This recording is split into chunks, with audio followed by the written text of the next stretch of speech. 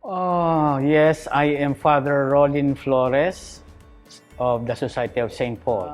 Ako ang ikalawang anak ni na Ciriaco Flores at Estelita Flores. Ang tatay ko patay na noong 1993. So 5 kami magkakapatid, 2 lalaki, 3 babae. After graduation from high school, I went to UP Los Baños. And I stayed there for in 1979 to 1981.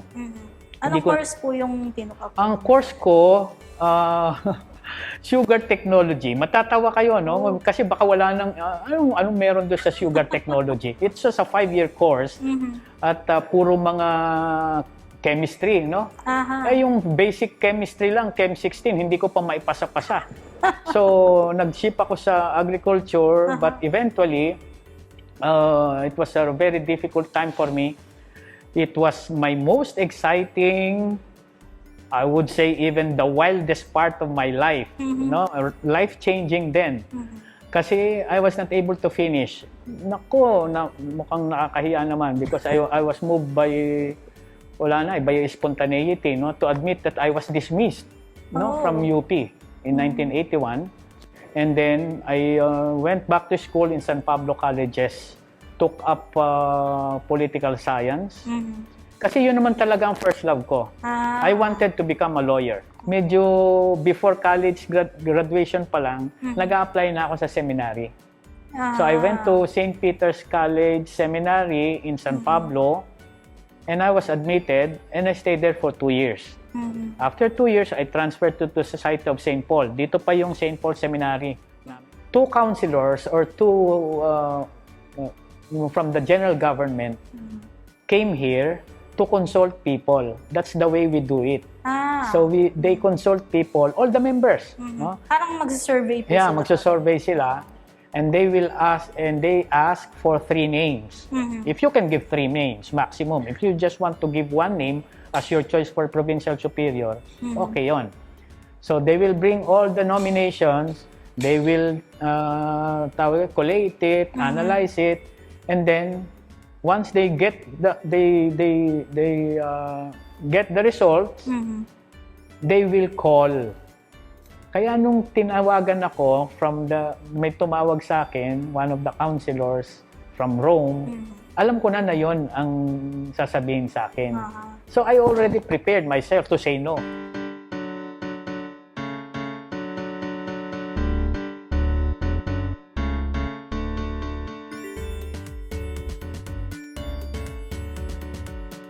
Hey guys! Welcome to Mama's Boys. In this program, we will meet priests from around the globe. We will discuss interesting features of their lives, from their humble beginnings, their calling, the churches, and more.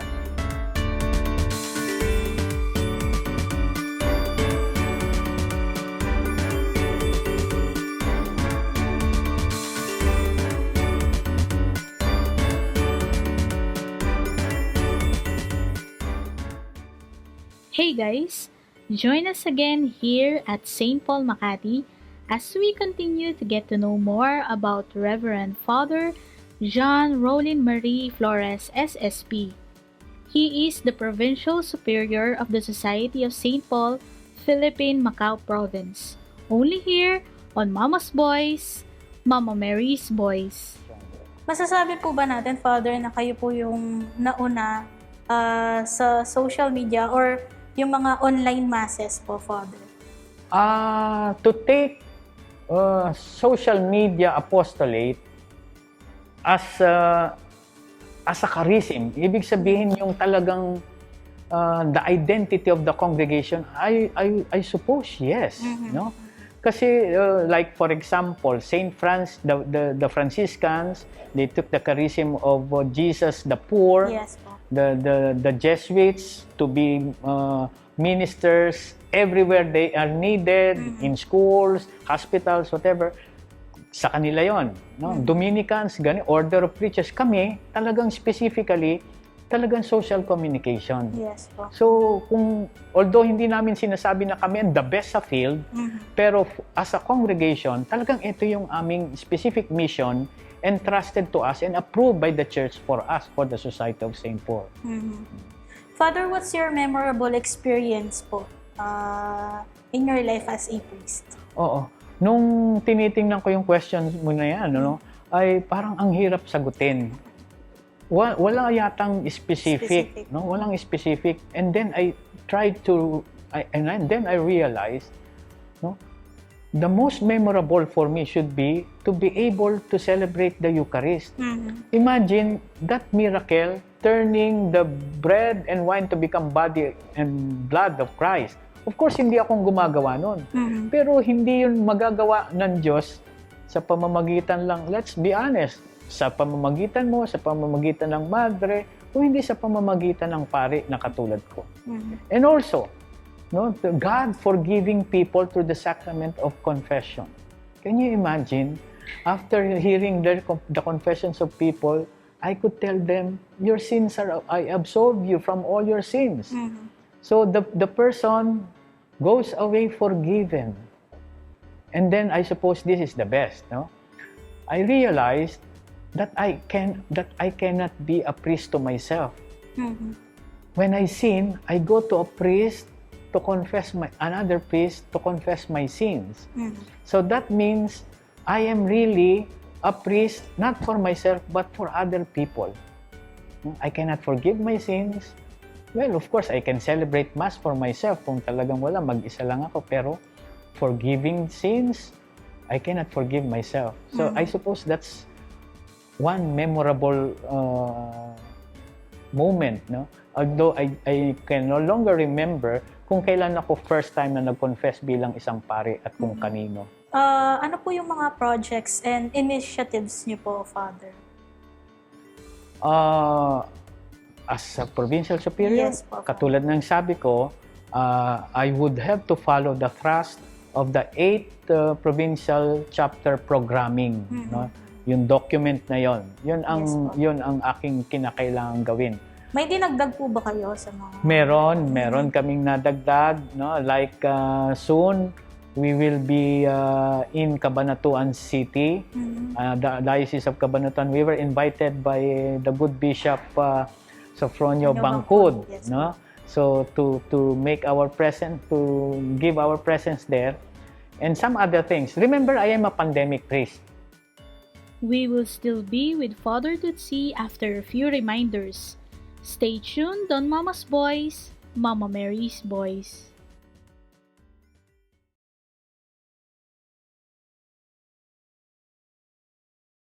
I ask you to patronize our seasonal products. Every year we come up with this Bible diaries called 365 Days with the Lord, no, in English. At ang counterpart niya naman ay Simbahay ang tawag, no? Simbahay 2023. Ako ang editor niyan. So you can find these products in our bookshops at in some other online platforms, no, meron din. So please buy them because as you buy these products, you are not only helping us to pursue our other apostolic initiatives, you also help the seminary because some of the proceeds of these products go for the sustenance of our St. Paul Seminary in Silang, Cavite. And also, of course, watch and patronize, participate in the Sambuhay TV Masses every day, especially on Sundays. At yung iba namin mga digital programs like Interactive, no, sa gabi, then Bless Me Father, Dear Pablito. You are still tuned in to Mama's Boys, Mama Mary's Boys. Click that like, share, and subscribe button for more Mama's Boys videos. Back on our interview with Father Tutsi.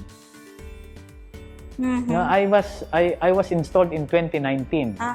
Later in the last quarter of 2019, maybe December, pumapasok na yung COVID-19. And for the rest of the period until now, no? So almost meron ding ilan na mga hindi na namin nagawa because of meager resources. Sabi nga namin nung una, nagbibiruan kami, this government, this council, no, this term is a build government. Ang dami namin gustong ipatayo. We were not able to do it because of, sabi nga, very limited resources. Napakahirap. Of course, alam mo, nandun din kami sa tinatawag nating the apostolate of selling. We sell books. Yes, If we don't sell books, our publications, medyo mahirapan kami. That is why, no, in connection to that, doon naman lumabas din yung mga digital programs namin. Mas naging, kumbaga, talagang St. Paul kami nitong mga panahon nito. I would say, no, very confidently that the Society of St. Paul became better known during the pandemic. Why?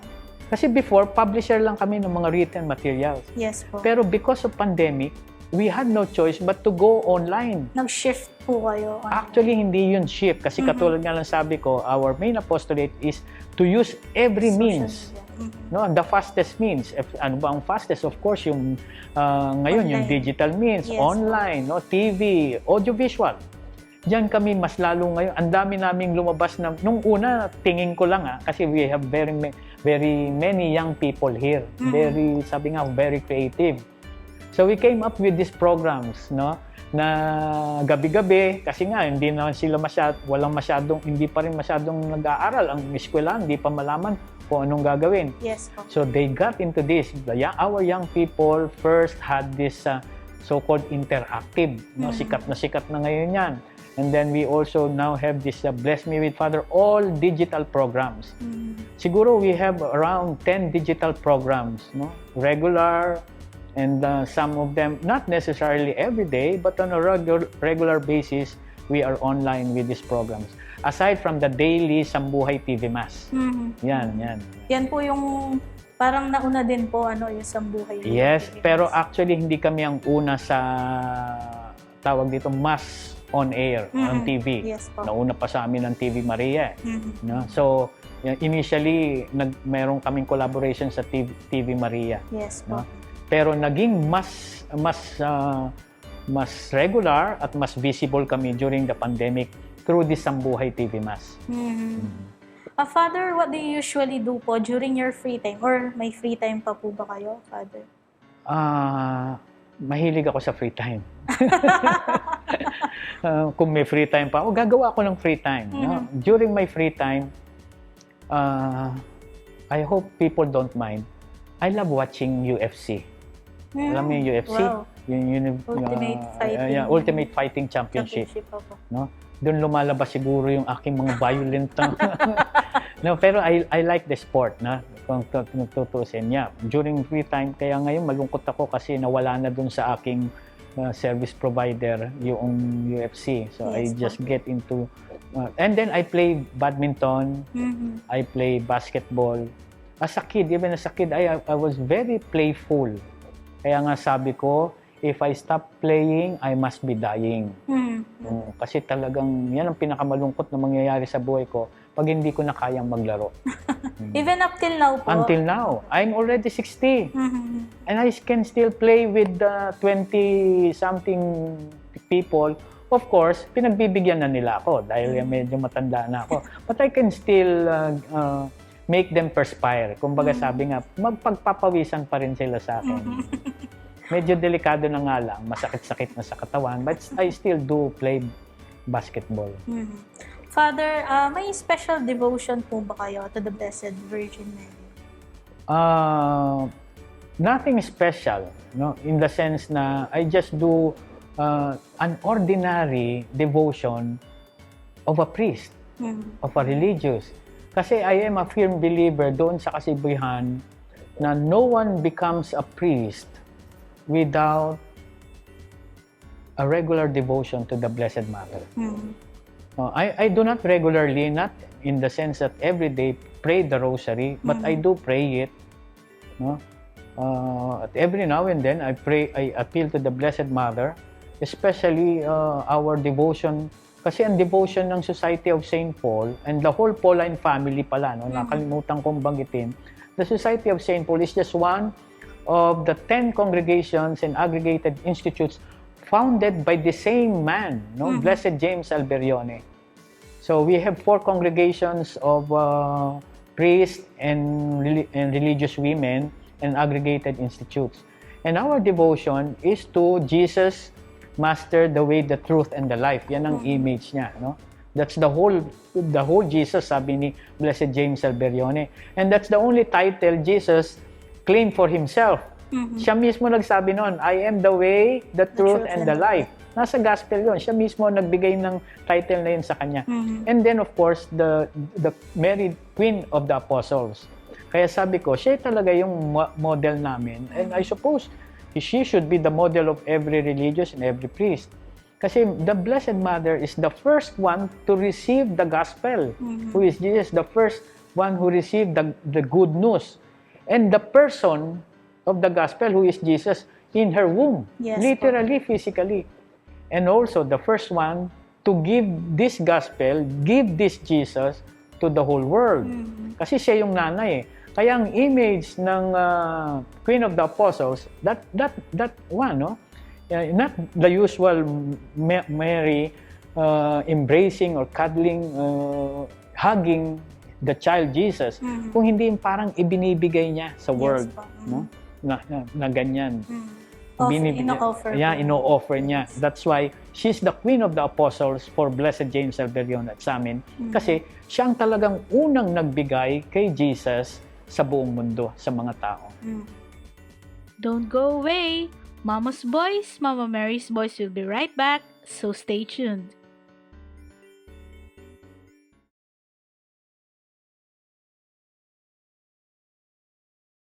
I ask you to patronize our seasonal products. Every year we come up with this Bible diaries called 365 Days with the Lord, no, in English. At ang counterpart niya naman ay Simbahay ang tawag, no, Simbahay 2023. Ako ang editor niyan. So you can find these products in our bookshops at in some other online platforms, no, meron din.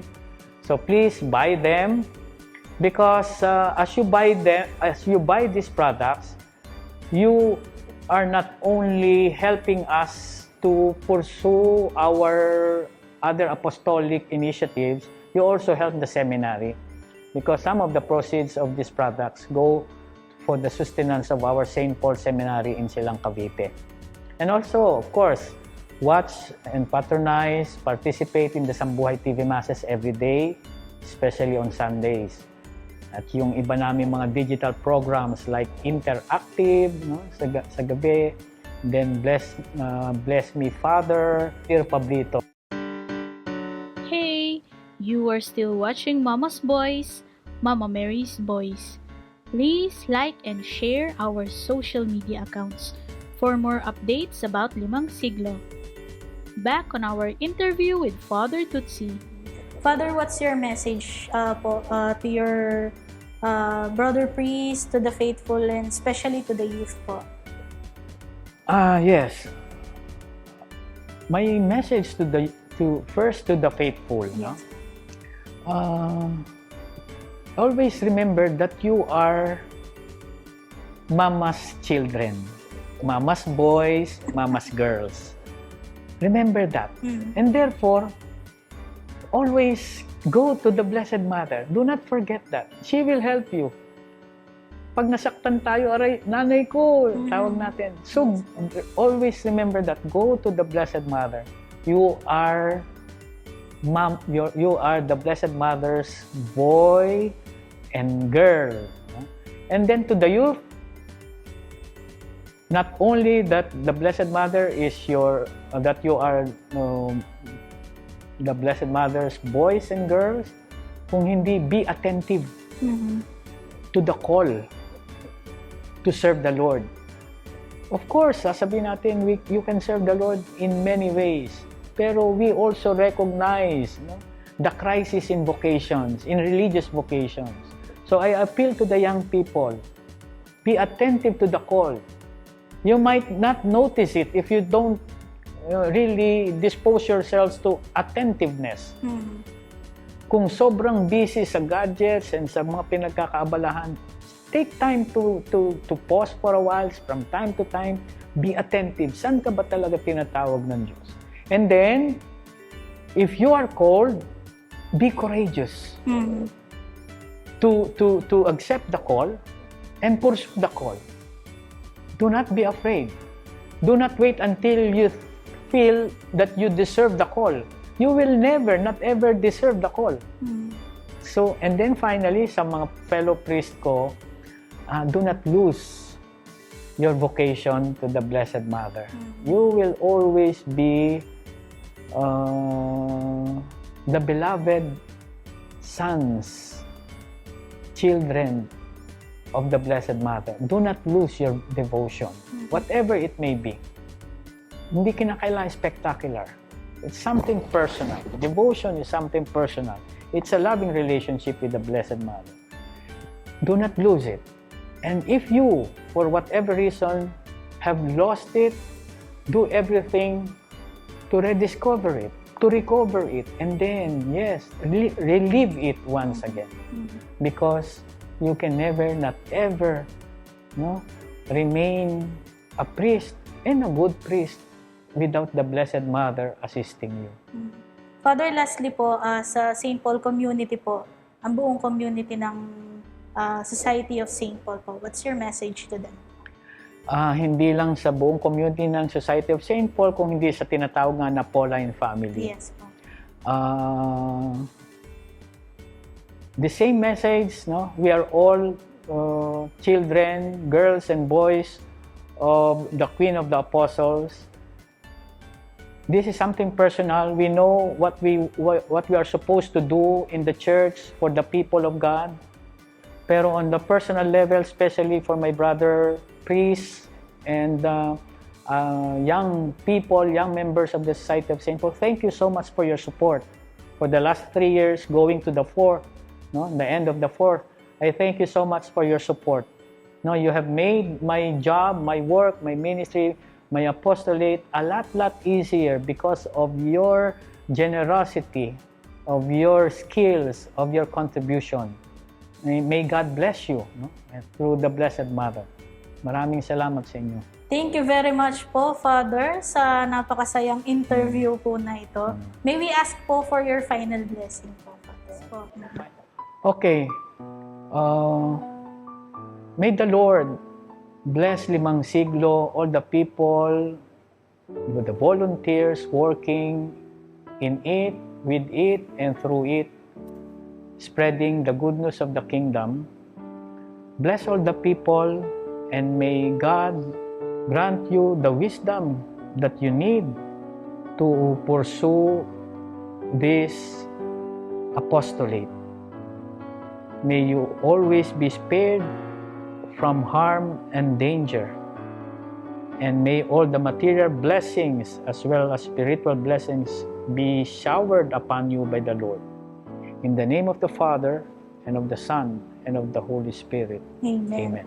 Once again po, thank you very much Thank po you, Karen. sa inyo at sa Society of St. Paul and all the Pauline family po. Maraming salamat Okay, po sa inyo. salamat din sa Limang Siglo. Mabuhay kayo. We would like to thank the following. There you have it, guys.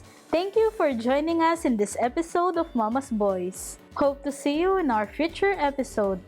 This has been your host, Karen Dane. Jamataray shune!